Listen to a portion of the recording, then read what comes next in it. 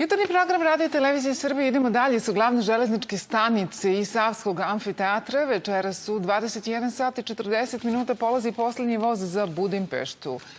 I romantika odavde kreće na poslednji put. Naša Tanja je na glavnoj železničkoj stanici i pitanje više nije imali gužve, već imali ikoga na stanici i kako izgleda dan pred zatvaranje. Tanja?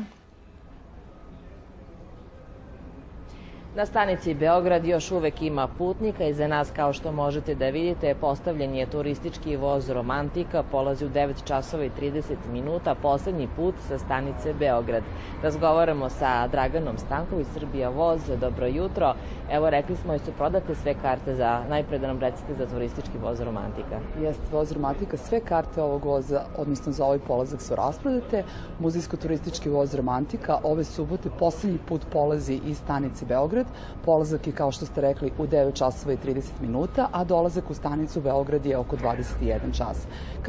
Kao što možete da vidite, voz Romantika čine restaurirani vagoni prošloga veka. U njegovom sastavu su kola prvog, drugog i trećeg razreda, bife kola gde putnici tokom vožnje mogu da se osveže, kao i kola za prevoz bicikala. Cene karata su vrlo atraktivne, tako da je zato je on popunjen svaki njegov polazak. Ono što je nama svakako najvažnije u ovom trenutku jeste da od sutra vozovi saobraćaju sa drugih lokacija.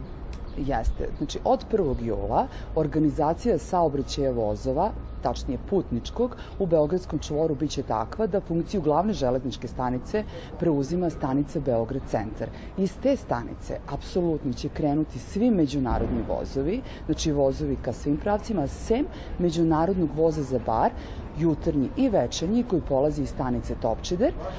Vozovi iz unutrašnjeg saobraćaja takođe saobraćaju stanice Topčider. Ono što želim da naglasim jeste da vozovi iz stanice Beograd-Dunav biće dislocirani, tako da putnici iz južno-banatskog regiona imaće priliku da stignu do centra Beograda, što do sada nije bio slučaj, do stanice Vukov spomenik, Karađorđe park i Beograd centar. Odatle će imati vezu sa vozovima sistema BG voza da nastavljaju svoje putovanje ka Resniku, odnosno ka Batajnici.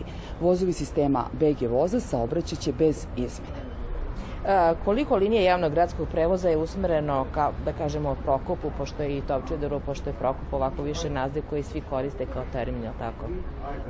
Što se Prokopa tiče, ide linija 36 koja je pojačana, uvedeno je novo taksi stajalište. Srbija voz je blagovremeno uputio poziv, odnosno dopis Direkciji za javni prevoz grada Beograda i oni su izašli u susret, a ka Topčideru saobraća tramvaj broj 3.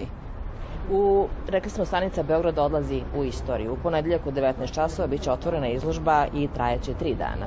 Da, tako je. Ministarstvo građevinarstva, saobraćaja i infrastrukture, koje vodi potpredsednica vlade Zorana Mihajlović, povodom godinu dana rada vlade organizuje izložbu infrastrukture pod naslovom "Nastavljamo da pravimo dobre vesti". Ova nesvakidašnja izložba biće organizovana baš ovde u stanici Beograd u ponedeljak 2. jula sa početkom od 19 časova i trajeće naredne 3 dana.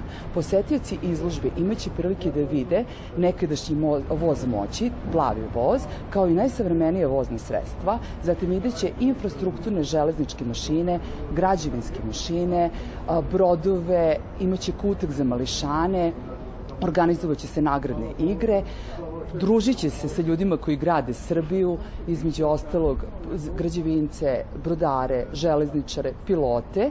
U samoj stanici Vestibil biće biletinice pretvorene u šaltere javnih preduzeća koje rade u okviru ovog ministarstva, tako da će dobiti mogućnost da se raspitaju detaljnije iz oblasti o kojoj ovo preduzeće posluju. Hvala vam na razgovoru i na informacijama. Verice, evo toliko za ovo javljanje.